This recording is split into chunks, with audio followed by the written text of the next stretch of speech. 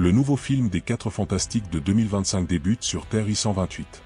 Nous découvrons le brillant Monsieur Fantastique, fidèle à lui-même, occupé à concevoir des gadgets tout en recherchant une combinaison singulière d'aloe vera et d'iode, qu'il ne parvient pas à trouver. C'est alors que sa femme, Sue Storm, alias la femme invisible, propose de partir en quête de cette substance. Mais quelque chose semble la troubler.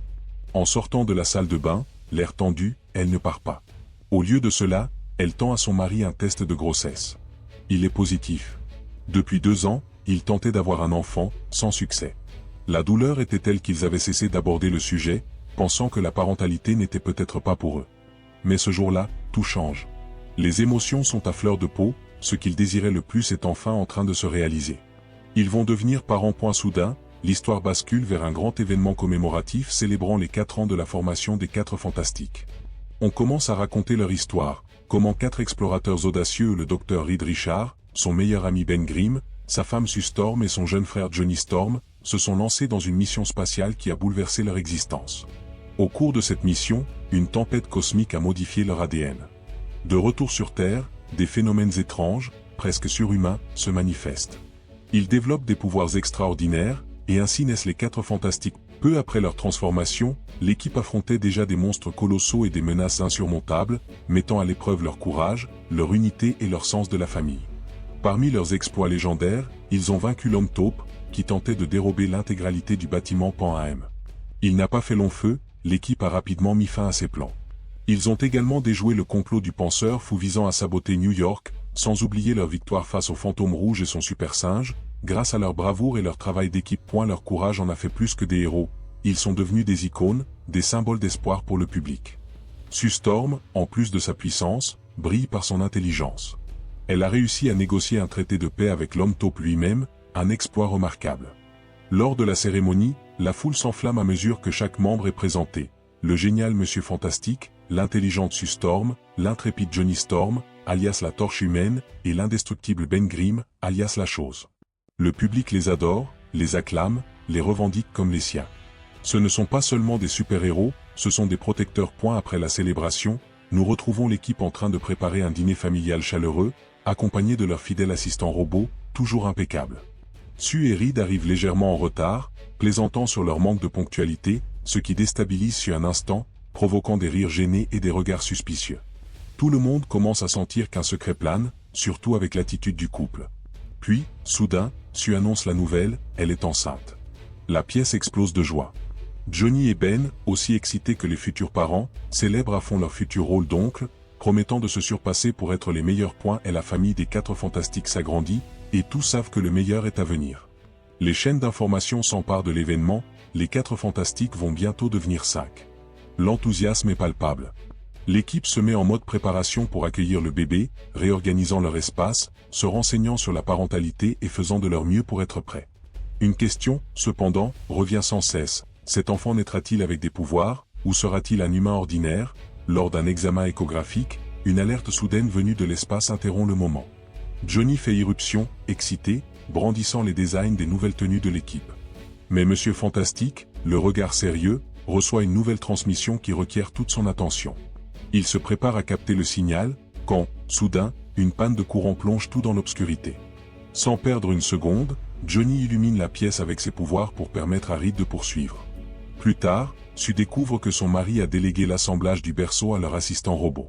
En creusant, elle réalise qu'ils travaillaient en parallèle sur une machine high-tech conçue pour analyser si leur bébé présentera des mutations génétiques ou des super-pouvoirs. Monsieur Fantastique explique que n'importe qui peut assembler un berceau, mais presque personne sur Terre ne peut construire un appareil capable de déterminer si leur enfant sera affecté par la même radiation cosmique qui a altéré leur ADN.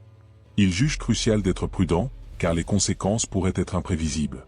Sue, calme et posée, choisit de ne pas se fier à une machine. Utilisant ses pouvoirs, elle projette une image éclatante et lumineuse de leur bébé, un petit garçon apparemment normal. Avec une force tranquille et un amour profond, elle rappelle à Reed que tout n'a pas besoin d'être mesuré pour être compris. Pendant ce temps, à travers la ville, Ben Grimm, alias la Chose, se promène, tentant de se fondre dans la foule. Un groupe d'enfants s'approche, émerveillés, lui demandant s'il peut soulever une voiture pour s'amuser. Ben rit, hausse les épaules et soulève le véhicule sans effort, déclenchant l'enthousiasme des enfants. De retour chez eux, Reed annonce fièrement avoir terminé l'assemblage du berceau. Il explique avoir collecté des données sans relâche pour anticiper tout risque et assurer un avenir sûr pour leur enfant.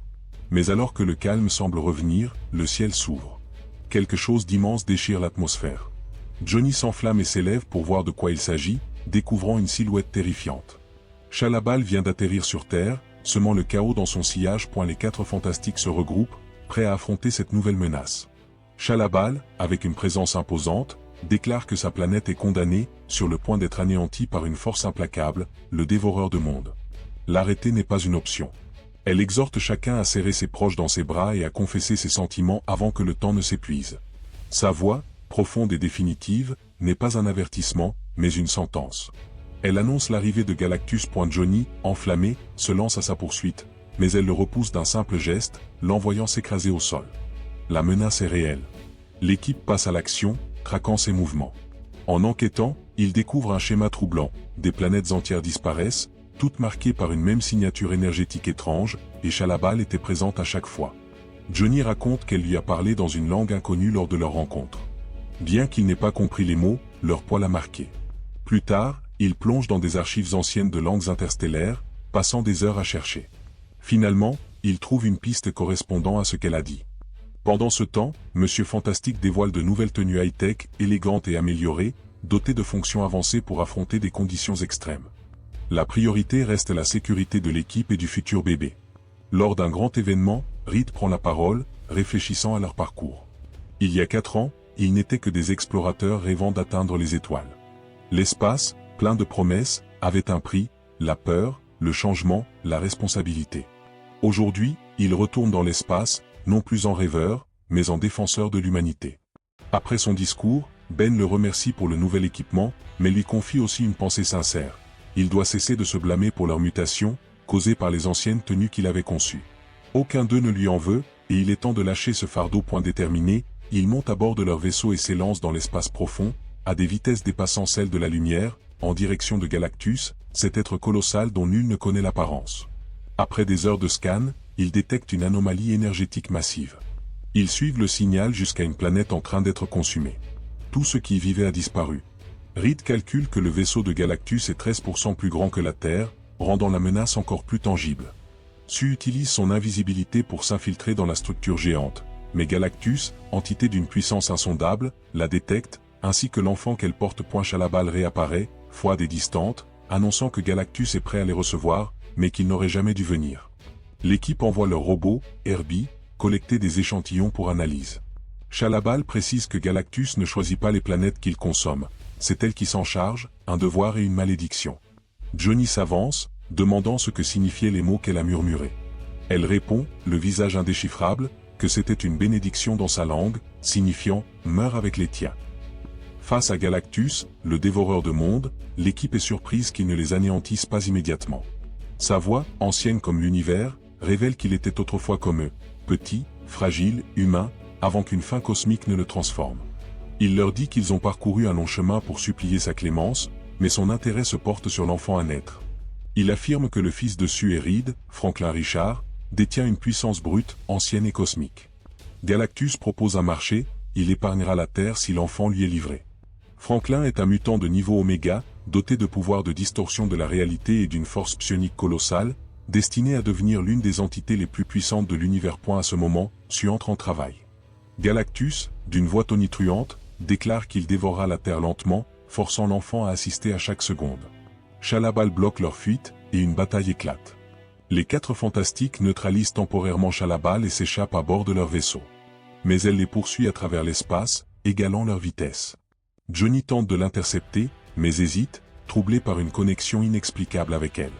À la vitesse de la lumière, ses pouvoirs se déforment, rendant ses flammes inutiles. L'équipe change de stratégie, réduisant leur vitesse dans une manœuvre risquée. Sue rend le vaisseau invisible, piégeant Chalabal dans des courants hyperspatiaux instables. Le temps presse. Leur carburant est insuffisant pour rentrer rapidement sur Terre. Sue, épuisée et souffrante, commence à accoucher. Reed la soutient avec un calme précis et un amour profond. Au cœur de l'espace-temps, Franklin Richard naît, brillant d'une lumière cosmique. Après un mois d'absence, les 4 fantastiques reviennent sur Terre, accueillis par des foules en liesse. Mais Reed révèle une vérité brutale, Galactus n'a pas été vaincu. Il a exigé leur fils en échange de la survie de la planète. Chalabal s'échappe de l'hyperespace et retourne auprès de Galactus, qui insiste sur l'importance de Franklin, vu non comme un enfant, mais comme son successeur. Johnny, ayant décodé la langue de Chalabal, découvre qu'elle était une scientifique ayant offert sa loyauté à Galactus pour sauver sa famille. Il diffuse cette vérité, ébranlant Chalabal, rongé par la culpabilité. Elle exige néanmoins l'enfant, affirmant qu'il ferait le sacrifice lui-même s'il était plus grand. Un plan audacieux émerge. Au lieu de déplacer la Terre, ils tenteront de projeter Galactus à l'autre bout de l'univers, en le séparant de son vaisseau. Mais ce plan nécessite le pouvoir de Franklin. Malgré les réticences, ils n'ont pas d'autre choix. Avec l'aide de l'homme taupe, une évacuation massive est organisée. Les 4 fantastiques placent Franklin au centre du piège. Galactus apparaît, terrifiant. L'équipe l'attaque, mais il est intouchable, une force de la nature. Su, mu par une rage maternelle, déchaîne une vague d'énergie invisible, guidant Galactus vers le piège. Johnny active le dispositif, et Galactus est aspiré dans une autre dimension. Mais il revient, forçant une fissure dans la réalité. Johnny se prépare à se sacrifier, quand Chalabal, dans un acte de rédemption, se jette dans la brèche avec Galactus, mettant fin à la bataille. Su, épuisé, s'effondre, inanimé. Alors que Reed tente désespérément de la ranimer, Franklin s'agite. Une énergie lumineuse jaillit de lui, redonnant vie à sa mère. Su, émerveillé, murmure, « Notre fils n'est pas comme nous. Il est tellement plus. » La planète est sauvée, Franklin aussi, et Su est revenu grâce à lui. Les 4 fantastiques, désormais 5, rejoignent la foule en liesse. On leur offre une petite combinaison marquée du numéro 5 pour Franklin, mais Su décline doucement, il n'est encore qu'un bébé. Alors qu'il s'apprête à être présenté au monde, une alerte retentit. Sans un mot, ils disparaissent. Le film s'achève ainsi.